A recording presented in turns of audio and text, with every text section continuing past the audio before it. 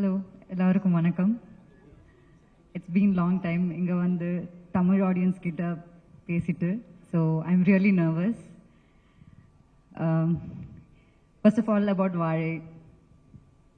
இது I don't think Vaazhai is a cinema. I think it's a slice of life. அப்போது எனக்கு தெரியாத like I think lot of people doesn't know a life like that. It's மாரிசாஸ் life.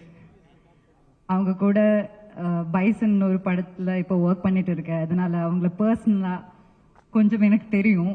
அதனால எனக்கு அந்த படம் பார்க்கும்போதே எனக்கு நான் அவங்க கிட்ட சொன்னேன், லைக் அந்த பையனை பொன்வையில பார்க்கும்போதெல்லாம் எனக்கு மாரிசன் தான் ஞாபகம் வரும். அண்ட் வந்த போதெல்லாம் ஐ saw him and the life he has lived with the entire village or the people there.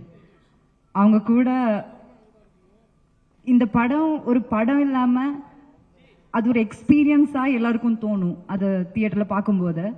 But as an actor who has work under him, எனக்கு தெரியும் அங்க என்ன நடந்திருக்கும், இப்படி ஷூட் பண்ணிருக்கோம் எல்லாம் எனக்கு தெரியும்.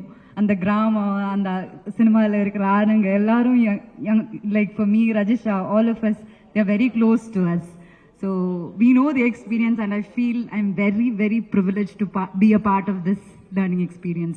Thank you so much for this opportunity, and to all the artists who have performed in the film. You guys are like real inspiration.